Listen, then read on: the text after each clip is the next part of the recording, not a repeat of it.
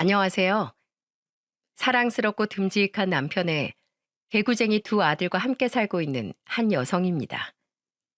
그리고 생각지도 못한 선물을 받고 호화스러운 집을 마음껏 누리며 살고 있기도 한데요. 이 집을 선물 받기까지 저는 대가를 바라지 않고 그저 사람 된 도리를 했을 뿐이었습니다. 근데 그게 보상이 되어 이렇게 큰 선물로 찾아왔지 뭐예요? 그리고 이 선물을 주신 분과는 여전히 잘 지내고 있는 중이랍니다. 이 집이 저에게 선물로 오기까지는 많은 어려운 일들이 있었습니다. 때로는 눈물도 나고, 때로는 행복하기도 한 나날들의 연속이었죠. 그리고 그 사이에 저희를 힘들게 한 당사자들이 있었어요. 바로 저희 시숙 형님 부부였습니다. 그 사연을 한번 풀어볼까 해요. 저와 남편은 지인의 소개로 만날 수 있었어요. 저는 평범한 직장인이었고, 남편은 경기도에서 시내버스를 운영하며 지내는 사람이었죠. 근면 성실하고 성격이 차분하니 듬직한 사람이라서 좋았어요. 그래서 연애를 하자는 말에 수락을 했고 결혼까지 할 수 있었습니다. 남편에게는 형님이 한 명 있었는데 우리보다 먼저 장가를 갔더라고요.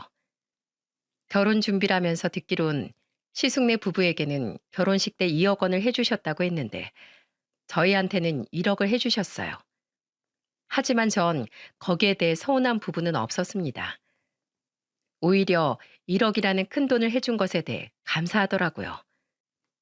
시아버지는 군인 출신이셨는데 상당히 근엄하시고 각이 잡혀 있으신 분이었어요.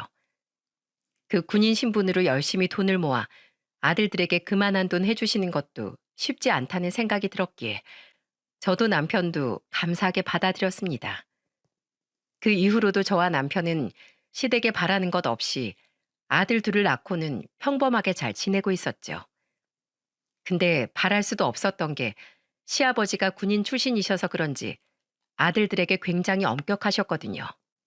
특히나 어떤 힘든 경우에도 자신들이 알아서 문제를 해결하게끔 하시는 분이라 어찌 보면 굉장히 칼 같은 면이 강하신 분이셨죠.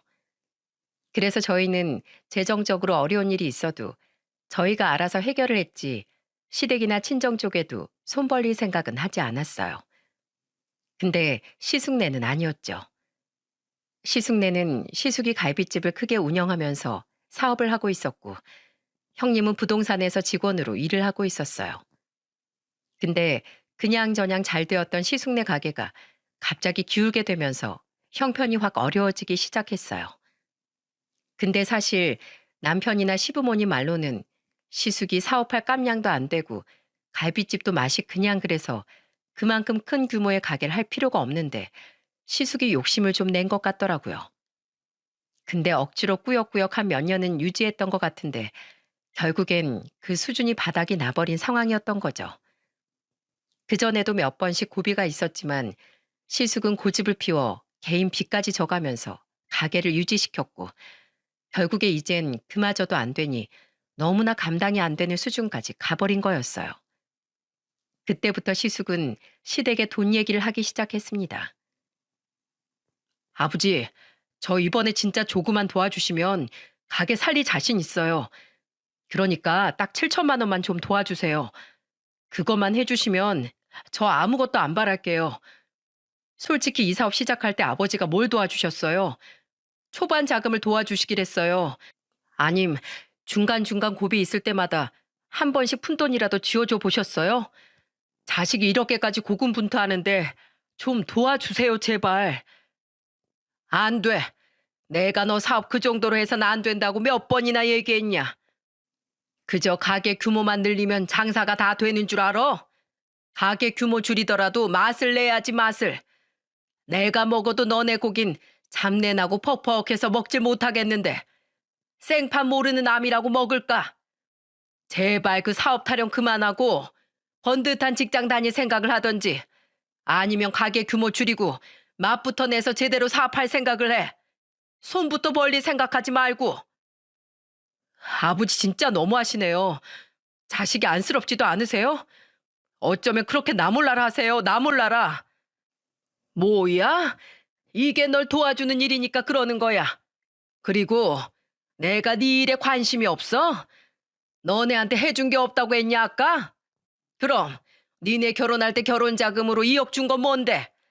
대학교까지 번듯하게 잘 다닐 수 있게 해주고 결혼까지 내 돈 써가며 키워줬으면 그 다음부턴 네가 알아서 해야지. 언제까지 부모한테 손 벌릴래? 너도 이제 가장이야 이놈아. 제발 좀 철들어라. 시아버진 항상 이렇게 완강하게 거부를 하셨고 시숙은 명절이나 가족 모임만 되면 돈 얘기를 꺼냈다가 늘 이렇게 퇴짜를 맞기 일쑤였어요. 하지만 포기를 모르는 시숙은 시아버지가 안 되니까 시어머니를 공략했고 마음이 약한 시어머니는 시아버지 몰래 시숙을 조금씩 도와주셨던 모양이더라고요. 가족들 전부 다 아무도 몰랐었는데 어떻게 알게 되었냐면 명절 때 온 식구가 모여 밥을 한참 먹고 쉬고 있었을 때였어요. 아버님은 안방에 들어가셔서 쉬고 계시고 저희 부부와 시숙네 부부 그리고 시어머니는 거실에 앉아 과일을 먹으면서 TV를 보고 있었는데 그때 시숙이 은근슬쩍 시어머니를 주방 쪽으로 모시고 가더군요. 순간 왜 저럴까 싶었지만 그때까지만 해도 시숙이 계속해서 시어머니에게 돈을 요구하는지 몰랐던 저희들은 대수롭지 않게 TV를 보고 있었습니다. 근데 시아버지가 자다 나오셔서는 점심 먹은 게 살짝 소화가 안 된다며 매실차를 찾으시더라고요. 본인이 직접 주방에 가서 타서 마시려는 듯 했는데 저는 제가 얼른 타드리려고 자리에서 일어났죠. 그래서 시아버지는 괜찮다고 하시면서 같이 주방까지 따라 나오셨는데 그때 주방 가까이에 간 저와 시아버지 귀에 믿지 못할 말이 들려왔습니다. 아니 이번엔 왜 또? 지금까지 너한테 돈을 얼마나 해줬는데 벌써 5천만 원이다 5천만 원. 그 돈은 다 어쩌고 또 와서 이러는 거야? 이번엔 진짜 안 돼. 네 아버지 알면 큰일 나. 아이 엄마 진짜 이러기에요? 진짜 마지막이에요 딱 마지막. 정말이니까 이번엔 1,000만 원만 좀 해주세요. 나 진짜 성공할 자신 있다니까. 우선 가게는 좀 살리고 봐야 하잖아요. 이번에 살리고 나면 나 지금 레시피도 다 연구하고 있어서 금방 가게 일으킬 수 있어요. 그러니까 제발 좀. 안 된대도. 네 아버지 알면 나 진짜 혼나. 너 엄마 쫓겨나는 걸 보고 싶어서 그래? 안 돼. 시아버지와 저는 여기까지 듣곤 깜짝 놀랐어요. 이 대화를 대충 들어보니 그동안 시어머니가 시아버지 몰래 닥달하는 시숙네에게 돈을 도와주고 있었고 그게 무려 5천만 원이나 되었던 거였죠. 여기까지 듣고 난 뒤에 시아버지는 더 들을 가치도 없다는 듯이 죽였던 숨을 팍 쉬시더니 곧바로 호통을 쳐버리셨어요. 이게 다 무슨 소리야? 당신 그거 진짜야? 지금 첫째 내 돈을 해준 거야? 어? 지금까지 나도 모르게?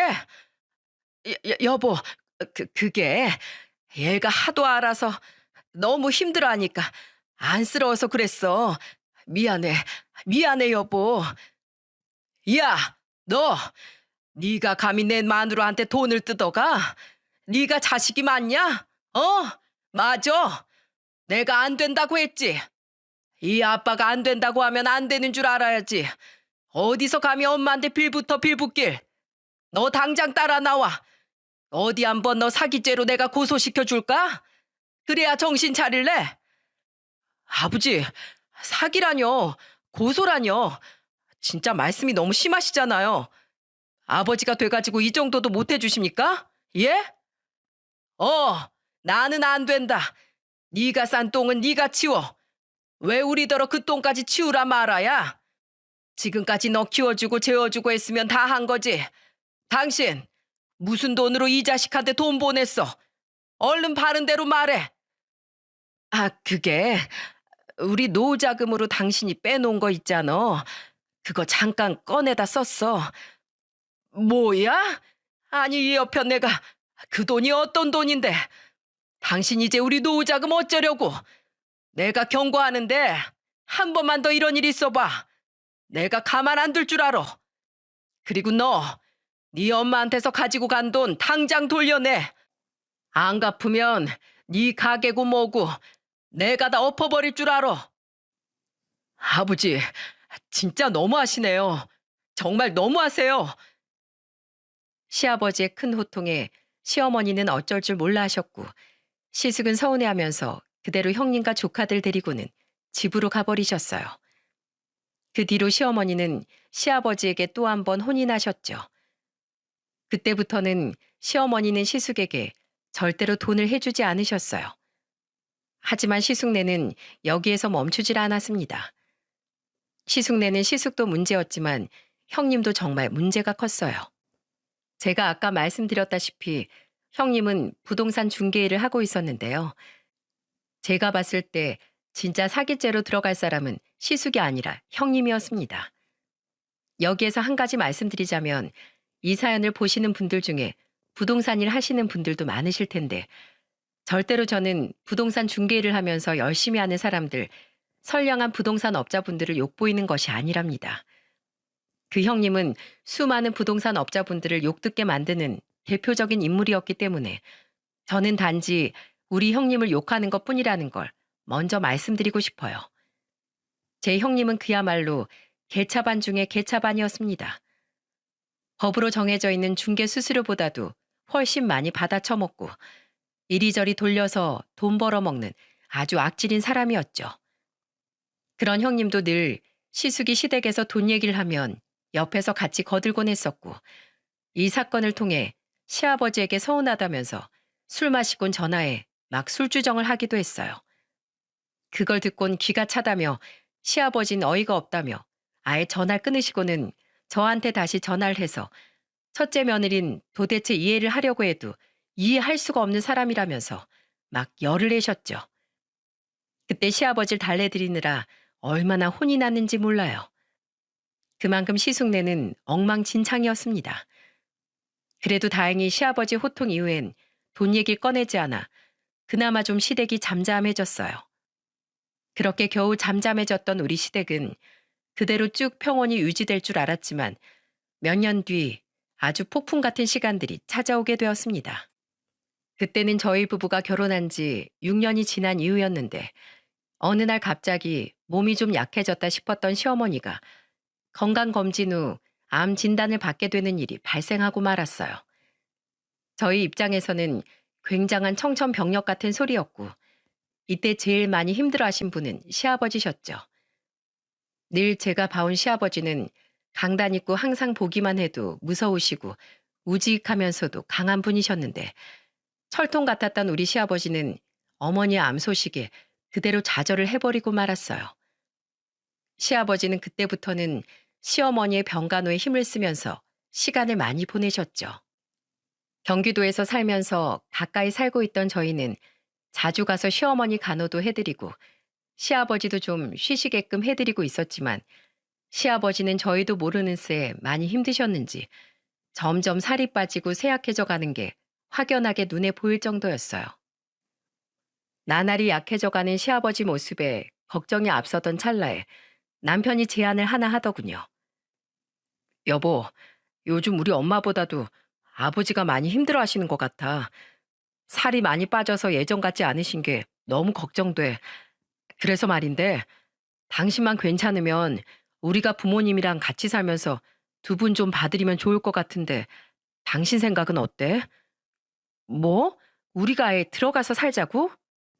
어, 이러다가 두 분 다 큰일 날 것 같아서 사람 일이라는 건 아무것도 모르는 건데 더더군다나 더 두 분은 아이가 있으셔서 예측이 더 어렵잖아. 그래서 아예 모시고 살면 어떨까 싶어. 형이야 뭐 말할 것도 없이 싫다고 할 사람이라 당신한텐 좀 미안하지만 우리가 모시고 살면 좋겠는데. 저는 남편의 제안에 조금은 당황스러웠지만 이내 마음을 정하고 대답을 했어요. 알았어, 여보. 두 분 다 힘들어 하시는 거 나도 느껴지는데 당신은 오죽하겠어. 그리고 나도 며느리로서 두 분 저렇게 힘들게 노년 보내시다가 돌아가시면 마음도 안 편할 것 같고. 그래, 당신 생각대로 하자. 우리가 모시고 살자. 정말? 고마워, 여보. 정말 고마워. 내가 더 잘할게. 우리 여보가 진짜 최고다. 최고는 무슨. 근데 우리 애들도 잘 적응을 해야 할 텐데.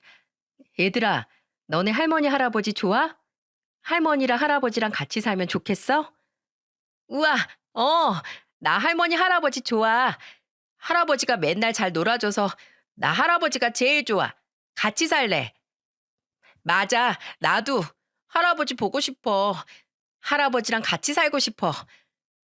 아이고, 우리 애들이 할아버지 할머니를 되게 좋아하고 있었구나. 알았어. 우리 그럼 앞으로 할머니 할아버지랑 같이 살 텐데 너네 할머니 아프신 거 알지? 힘드시지 않게 귀찮게 하면 안 되고 잘해드려야 돼. 알았지? 네, 엄마. 이렇게 저희는 아이들의 동의까지도 다 얻으며 시부모님을 모시게 되었습니다. 집은 저희 집을 처분하고 시댁으로 들어갔어요. 다행히 시어머니는 저희와 지내면서 치료에 더 제대로 매진을 하실 수 있었고, 다행히도 점점 병세가 호전되어 건강을 되찾아갈 수 있었죠. 시아버지는 몸이 너무나 많이 약해져 계셔서 시어머니를 돌보시는 일은 최대한 못하시도록 했어요. 대신 제가 시댁으로 들어가면서부턴 일을 그만두고 시어머니를 간호하는 일에만 집중을 했죠. 그래서 시어머니는 항상 저한테 미안해 하시면서도 많이 고마워하셨습니다. 둘째야, 네가 나 때문에 고생이 너무 많다. 이렇게까지 안 해도 되는데 어차피 나야 이제 다 늙어서 아파서 죽으나 늙어서 죽으나 별 차이도 없는데 네가 나 때문에 너무 큰 희생을 하는 것 같아서 마음이 많이 아프구나. 어머님, 별 말씀을 다 하세요. 어머님 위한 일인데 당연히 제가 해야 할 일을 하는 것뿐이에요. 절대 전 희생이라고 생각 안 해요. 그리고 그런 말이 어디 있어요. 당연히 건강하게 오래오래 살면서 손주들 보는 행복 누릴 생각을 하셔야죠. 앞으론 그런 말씀 마세요. 아셨죠? 그래, 그래, 고맙다. 시어머니는 항암 치료 받는 내내 머리도 다 빠지고 체력도 많이 떨어져서 많이 힘들어 하셨어서 나중엔 가발도 하나 사드렸어요. 그때 다 빠진 머리카락 때문에 늘 답답한 모자를 쓰시다가 가발을 쓰시니 얼굴에 생기가 도는 게 너무나 예쁘시더라고요. 게다가 시어머니와 시아버지까지 좋아하셔서 정말 다행이라는 생각이 들었어요. 특히나 시어머니가 가발을 쓰고서 그때만이라도 옛날처럼 건강한 모습처럼 보이니 시아버지가 누구보다도 좋아하시더라고요. 아이고, 우리 마누라 예쁘네. 너무 예뻐. 둘째야, 넌 어떻게 이런 생각을 다 했니? 정말 고맙다. 우리 마누라 꼭 연애하던 시절 보는 것 같이 예뻐. 우리 마누라 세상에서 제일 예쁘다. 눈시울까지 붉어지며 말씀하시는 시아버지를 보며 작은 선물이지만 가발 사드리길 정말 잘했다는 생각이 들었습니다. 그렇게 저희는 점점 이 생활에 적응하며 힘든 시기를 잘 넘어가고 있었어요. 하지만 이때에도 시숙과 형님은 여전히 돈돈거릴 뿐이었습니다. 어쩜 이 두 사람은 한결같은지 시어머니가 아파서 머리카락이 다 빠지는 그 힘든 항암 치료를 받는데도 병원을 한 번 모시고 가는 법이 없었고, 하다못해 시댁으로 한 번씩 와서 얼굴이라도 좀 보여야 하는데 그것조차도 하지 않았어요. 시어머니 생신 때도 어머니, 요즘 치료는 잘 받고 계시죠? 오늘 생신 너무 축하드려요. 근데 저희가 좀 바빠서 이번엔 들르는 건 좀 힘들겠네요. 대신 동서한테 맛있는 거 많이 해달라고 하세요. 라고 말하고는 아예 코빼기도 보이지 않았어요. 근데 이건 양반 중에서도 아주 양반격이었습니다. 시숙은 더하면 더했지 결코 덜하지 않았어요. 시숙은 시어머니 병원비나 치료비는 못 대줄 망정 시도 때도 없이 돈 필요할 때만 전화를 해서는 돈 얘기만 하기 일쑤였죠.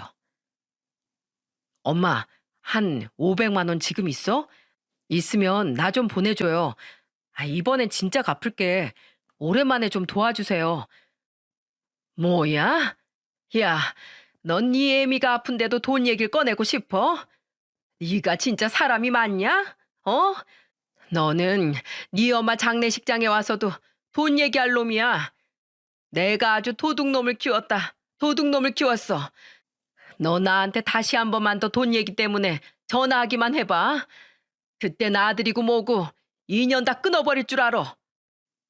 시숙의 전화에 시어머니는 노발대발 화를 내며 전화를 끊어버린 적도 있었어요.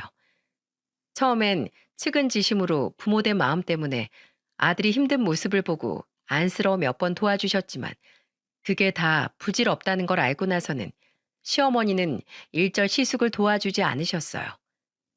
철없이 구는 시숙네를 보면서 시어머니가 이렇게 아프시고 시아버지도 점점 쇠약해져 가시는데 얼굴 한번 안 비추는 이 부부가 너무 미웠습니다. 그리고 시부모님을 위해서라도 제가 나서서 한마디 해야겠다는 생각이 들었죠. 그래서 아예 나를 잡고 큰 마음을 먹고서 아주 어렵게 명절에 한 번 모였을 때 바로 말을 했죠. 형님, 왜 이렇게 오랜만에 오셨어요? 이렇게 오시니까 너무 좋네요. 어머님이랑 아버님이 아주버님이랑 형님 소식 많이 궁금해 하세요. 매번 생신이나 명절 때만 잠깐 전화만 하시고 통 들리질 않으시니 여간 보고 싶은 게 아니신 것 같더라고요. 그래서 말인데 종종 좀 내려오고 그러세요. 어머님 아프시고 나선 두 분 다 거의 얼굴도 안 보이셨잖아요. 솔직히 그건 좀 너무한 게 아닌가 싶어요. 두 분 다 많이 바쁜 건 알겠지만 섭섭해 하시는 두 분 생각해서라도 한 번씩 내려오세요, 형님. 저는 꽤나 큰 마음을 먹고 형님에게 이렇게 말을 했습니다.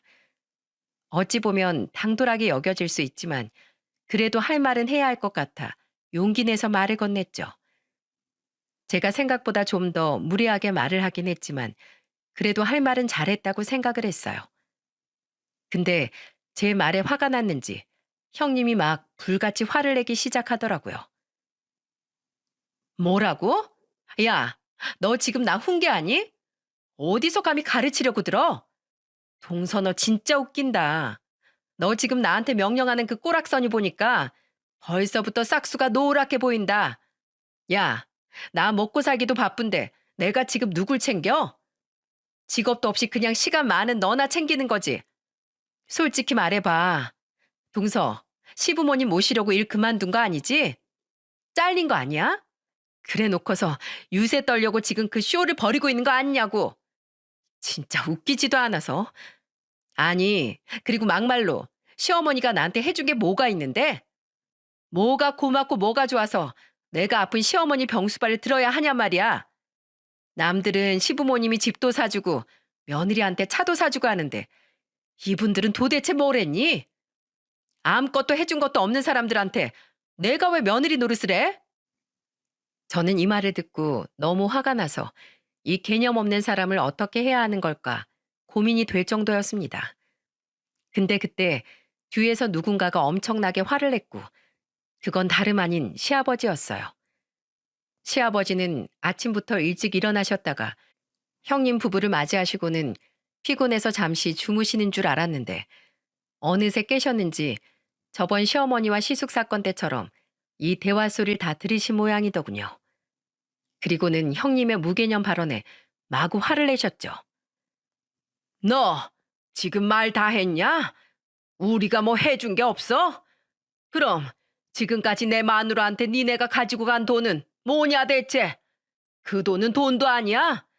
내가 그거 분명 갚으라고 했는데 니네 1,000원짜리 한 장 내놓은 거 있어? 그리고 너네 결혼할 땐 어떻고? 둘째 내한텐 그만큼 해주지도 못한 거 내가 2억이나 해줬는데 그러곤 지금 너희가 받은 게 없어? 내가 도대체 뭘 해줘야 하는 거냐? 우리 전 재산 다 내줘야 그때서나 받은 걸로 칠래? 어? 이 배은망덕한 것들. 아니 아버님, 이 집 있잖아요. 이거 시세 보니까 지금 10억이 넘어요. 이거 파시는 건 어떠세요? 형님은 시아버지가 화를 내면서 말을 하는데도 정신 못 차리고 얼토당토하는 이야기를 꺼냈어요.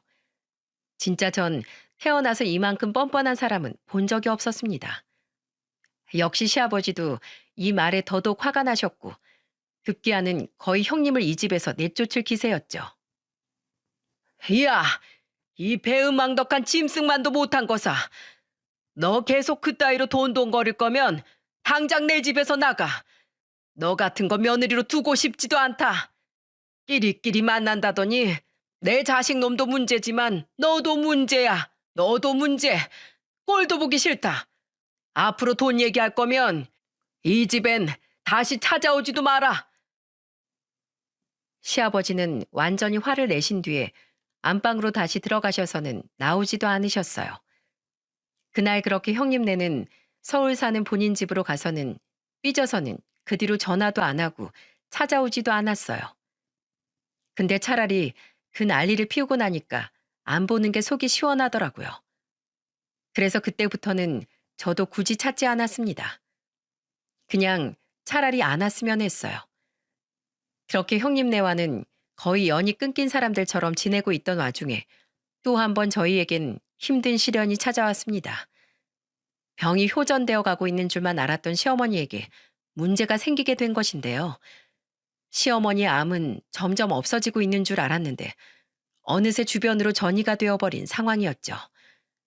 시어머니는 전이가 된 이후부터는 다시 병이 악화가 되면서 많이 힘들어 하셨습니다. 아이고, 아이고, 어머니, 어머니, 숨 좀 쉬어보세요. 천천히 심호흡하세요. 천천히요. 아유, 애미야, 나, 나, 숨이 안 쉬어진다. 힘들어, 너무 힘들어. 차라리 죽고 싶다. 여보, 다 나 때문이야. 다 나 때문이라고. 내가 조금이라도 더 당신한테 잘해줬으면 당신이 괜찮았을 텐데 다 내 잘못 때문에 그래. 내가 조금만 더 가정적이었어야 했는데 당신을 조금이라도 더 빨리 돌아봤어야 했는데 미안하오. 미안하오 여보. 엄마 포기하지 마세요. 아직 포기하지 마요 제발. 지금까지 잘 싸워왔잖아요. 또 싸워서 이기면 돼요. 제발요 엄마. 제발 힘 좀 내세요. 전보다도 더 많이 힘들어하는 시어머니를 보면서 시아버지와 저희 부부는 정말 너무 마음이 아팠습니다. 그냥 시어머니를 보고만 있어도 고통스러웠어요. 하지만 저희의 이 간절한 마음이 부족했는지 병원에서는 안타까운 최종 통보를 해오더라고요. 안타깝게 됐지만 김순희 환자는 며칠을 못 넘길 것 같습니다. 가족분들은 마음의 준비를 하셔야 할 것 같습니다. 가슴 아픈 통보를 하고는 사라지는 의사를 보내고 저희는 시어머니를 붙잡고 통곡을 했어요. 시아버지는 그대로 주저앉아 버리고 말았고 남편은 허탈했는지 병원 벽에 기대어 그대로 넋이 나가버리더라고요. 하지만 이내 제가 제일 먼저 정신을 차리고 곧바로 어딘가로 연락을 했어요. 형님, 어머님 지금 병원에서 통보를 해왔는데 어머님 오래 못 버티신다고 해요. 오늘 내일 한다고 하니까 그동안 못 보셨으니까 이 며칠만이라도 일 좀 잠깐 쉬시고 내려오셔서 어머님 곁 좀 지켜주세요. 저는 울면서 이야기를 했습니다.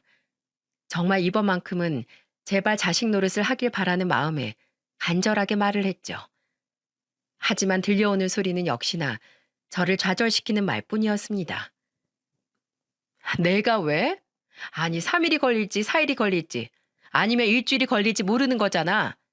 만약 한 달까지 가면 내 생계는 다 내팽개치고 거기 있으라고? 그럼 동서가 내 월급 책임질래? 어? 형님의 또 개념 없는 소리에 뻥 찌려는 찰나에 그 전화 목소리가 밖에까지 들렸는지 옆에 있던 남편이 제 전화를 확 낚아채더니 곧바로 형님한테 따지더라고요. 형수, 진짜 해도 해도 너무하네요. 지금 부모보다 그깟 돈이 중요해요? 지금 우리 엄마가 언제 돌아가실지도 모른다는데 돈이 그렇게 중요하세요? 네? 진짜 해도 해도 너무하시네요. 됐습니다. 오지 마세요. 그냥 아예 다신 찾아오지도 마세요. 아시겠어요? 저는 지금까지 남편과 지내면서 남편이 그렇게까지 화를 내는 모습을 처음 봤어요. 그만큼 남편은 엄청나게 화를 내고 전화를 끊어버렸죠. 처음 보는 남편의 모습에 저도 너무 놀랐어요. 형님네도 놀랐는지 그날 바로 내려왔더라고요. 그들은 도착하자마자 눈물을 흘렸지만 어딘가 모르게 가식적이었습니다. 전혀 진짜로 슬퍼 보이지도 않았어요. 그렇게 이틀 정도 있다가 시어머니는 돌아가셨어요. 저희는 많이 울고 많이 힘들어했지만 그래도 남은 가족들을 위해 다시 일어나기 위해 노력을 했습니다. 근데 저희 시아버지는 아니었어요. 안 피우던 담배도 피우기 시작하셨고 술을 거의 매일 달고 사셨거든요. 완전히 폐인이 되어서 내내 시어머니만을 그리워하실 뿐이었어요. 그래서 한 번은 제가 시아버지의 술병을 뺏어버린 날도 있었습니다. 아버님, 정말 왜 이러세요? 언제까지 이러실 거예요? 하루에 술 3병, 4병 마시고 하루라도 빨리 시어머니 보러 가고 싶으셔서 그러시는 거예요? 왜 남은 저희 자식들 생각은 안 해주세요? 아버님 이러시면 저희 마음이 얼마나 아플지 생각은 안 하세요? 제발 이제 그만하시고 아버님도 좀 편해지세요. 저는 울면서 시아버지에게 애원하듯 말을 했어요. 하지만 시아버지는 멍하니 계실 뿐이었어요. 아버님, 제발요. 제발 좀 정신 좀 차려주세요. 네? 지금 어머님이 하늘에서 보시면 마음 아파하세요. 그래도 말이 없으신 시아버지를 위해 제가 해드릴 수 있는 건 죽을 만들어 드리거나 해장하실 수 있는 콩나물국이나 겨우 끓여드릴 뿐이었어요. 하지만 그것도 시아버진 제대로 드시지 않으셨죠. 그게 바로 딱 5개월 이어졌습니다. 어느 날은 문자 한 통이 왔는데 놀랍게도 시아버지에게 온 문자였어요. 시아버지는 누구한테까지 보내셨는지 모르겠지만 문자 한 통으로 오늘 저녁에 다 같이 보자고 하셨고 저녁을 먹자고 하시더군요. 그동안은 한 번도 시아버지는 식사를 같이 안 하셨기 때문에 저희한테는 정말 오랜만에 반가운 소식이었어요. 그날 저녁에 저희 부부와 시아버지만 모였어요. 저는 문자를 받을 때까지만 해도 형님네 부부까지 다 부르신 건가 했지만 아니었어요. 딱 같이 사는 저희 부부한테만 말씀을 하신 거였더라고요. 그리고 그날 저녁 자리에서 저희는 놀라운 이야기를 들어야 했습니다. 시아버지는 그날 저녁만큼은 시어머니가 돌아가시고 나서 한 번도 보여주지 않으셨던 웃음까지 보여주시면서 말씀을 하셨죠. 얘들아, 그동안 우리 마누라 보내고 마음고생 많았지? 나 때문에 아마 더 했을 거다. 이게 얼마 만에 보는 거냐? 내가 너희한테 해줄 건 없고 이 소고기라도 먹고 오늘 힘내자. 기운 내자. 아버님, 어떻게 되신 거예요? 정말 기운 차리신 거예요? 정말 잘 생각하셨어요. 너무 잘하셨어요. 소고기는 저희한테 사오라고 시키시면 되지. 뭘 직접 사오셨어요. 아버님 몸도 지금 힘드실 텐데. 아니다. 이거라도 내가 해주고 싶어서 그랬어. 우리 며느리가 나 때문에 고생이 많았지. 내 아들보다도 네가 더 고생 많았다는 거 내가 잘 알아. 어찌나 미안한지 오늘 이 소고기 먹고 마음 풀어라 아가. 무슨 말씀이세요 아버님. 저는 아버님이 이렇게 기운 차리신 것만 봐도 다 괜찮아요. 그걸로 충분해요. 어디 우리 아버님이 사주신 소고기 맛 좀 볼까요? 애들 좋아하는 것 좀 봐요 아버님. 잘 먹겠습니다. 그래 그래. 아유 요 이쁜 것들. 할애비 때문에 그동안 얼마나 눈치가 보였을꼬. 많이 먹어라 내 새끼들. 저희는 정말 오랜만에 행복한 저녁 식사를 했어요. 그리고 저녁 식사가 끝난 10분 뒤에 시아버지에게 하나 생각지도 못한 말을 전해 듣게 되었죠. 얘들아, 나 있잖니? 이제는 고향에 내려가고 싶다. 내가 결혼하고 나서 어쩔 수 없이 먹고 살려다 보니까 여기까지 왔는데 이제는 너네도 알아서 잘 살 것이고 나도 이제 내 부모님이랑 같이 살던 고향으로 내려가서 조용히 지내고 싶어. 거기에 우리 선산도 있으니 내가 더 편할 것 같다. 네? 아니, 그래도 아버님 혼자서 거기 가신다는 게 말이 돼요? 안 돼요, 아버님. 아버님도 지금 많이 쇠약해지셔서 저희랑 같이 지내셔야 돼요. 저는 시아버지를 말렸어요. 아니다. 나 그냥 이제는 고향에서 조용히 내 인생 살고 싶다. 아버지, 왜 갑자기 뜬금없는 소리세요? 나 이 집에서 지내는 게 너무 힘들어. 여기서 산 세월만 20년이다. 여기에 있으니까 니네 엄마가 너무 보고 싶어서 안 되겠어. 그러니까 나 내려가는 거 이해해줘라 아들아. 그리고 내가 내려가면서 우리 며느리한테 줄 선물이 하나 있다. 네? 선물이요, 아버님? 그래, 선물. 거의 4년 가까이 우리랑 살면서 시어머니 병수발 드느라 힘들었지? 아니에요, 아버님. 당연히 제가 해야 할 일이잖아요. 저 하나도 안 힘들었어요. 뭘 안 힘들어 힘들지. 너희 없을 땐 대부분 다 내가 했는데 그때는 나도 힘들었어. 하여튼 그래서 난 이 집을 너희 부부한테 증여해 줄 생각이야. 네? 이 집을요? 그래, 이 집 너희한테 줄 거야. 어차피 이 아파트 내 명의로 되어 있으니까 그렇게 해도 돼. 저희는 갑작스러운 시아버지의 결정에 얼떨떨하면서도 조심스러운 부분이 있었어요. 제가 느낀 걸 남편도 그대로 느꼈는지 먼저 말을 꺼내더라고요.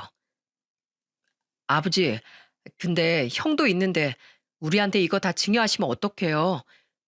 맞아요, 아버님. 이 집은 우선 아버님이 그대로 가지고 계시고 고향 내려가 계시다가 또 여기 생활 생각나시면 올라오세요. 그게 좋겠어요. 이 집 저희한테 안 주셔도 돼요. 아니다, 아니야. 내가 정말 많은 생각을 했어. 니네 형하고 형수는 도저히 사람 새끼들이 아니다. 걔네들은 장례식 이후로 찾아온 적이 있니? 나 괜찮냐고 연락이라도 한 번 한 적 있어? 겨우 한 번 연락 왔었던 게 뭔 줄 아니? 니네 애미 보험금 나온 거 있냐고 물어보더라. 그거 좀 달라고. 다 내 잘못이야. 다 내가 잘못 키워서 그래. 에휴, 근데 이제라도 바로 잡아야지. 그래서 이 집은 너희한테만 줄 거다. 그러니까 그렇게들 알고 있어. 아버님, 이 집은 저희한테 너무 과분해요. 아버님께 이 집이 어떤 집인데요? 아, 그러니까 더 줘야지. 내가 너희한테 못 줄 게 뭐가 있겠니? 그러니까 그런 줄 알고 있어. 자, 난 이제 할 얘기 다 끝났으니 들어가 좀 쉬마. 오늘은 밖으로 오랜만에 움직였더니 몸이 좀 힘들구나. 너희 얼른 정리하고서 자라. 시아버진 그렇게 말씀하시고는 안방으로 들어가셨어요. 그 뒤로 정말로 속전속결로 시아버지는 저희에게 집을 증여해 주시기 위해 준비를 하셨습니다. 시아버지는 고향으로 내려가시기 위한 준비를 다 마치셨고, 시아버지가 내려가시기 전 마지막으로 온 가족이 다 모여서 식사를 하게 되었어요. 그때는 형님네 부부까지 다 불러서 식사를 한 자리였죠. 그리고 그때 돈 냄새라며 환장하는 시숙이 먼저 시아버지에게 물어오더라고요. 아버지, 이번에 고향 내려가시면 이 집은요? 이 집은 어쩌기로 하셨어요? 어쩌긴 뭘 어쩌냐. 이 집은 둘째네한테 이미 증여 다 해놨다. 다 알아서 처리해놨으니까 관심도 갖지 마. 시아버진 그 자리에서 통보식으로 말씀하셨고, 이 집이 저희한테 증여되었다는 말을 듣자마자 형님과 시숙은 완전 그 자리에서 난리가 나버렸습니다. 그 중에서 제일 난리 요동을 친 건 형님이었어요. 아버님, 저희는요. 아니, 장남은 이 사람인데 왜 둘째한테 이 재산을 다 넘겨요? 말도 안 돼요. 진짜 노망난 거예요? 네? 형님은 막말을 내뱉더니만 그래도 자기 분이 안 풀리는지 급기야는 온 집안에 있는 물건들을 죄다 던지기 시작했습니다. 이것저것 던지고 난리도 아니었어요. 리모컨에 소파 테이블에 있던 물건에 거실에 있는 온갖 잡동사니들을 다 던지기 시작했죠. 그 모습을 보고 깜짝 놀란 저희는 바로 형님을 말렸지만 소용이 없었어요. 어떻게 우리한테 이래요? 어떻게? 진짜 이럴 순 없어요. 형님, 그만하세요 정말. 어떻게 끝까지 이러세요? 아버님도 계신 앞에서 이게 무슨 행패예요? 깡패도 아니고 진짜. 그러게 평소에 좀 잘하지 그러셨어요.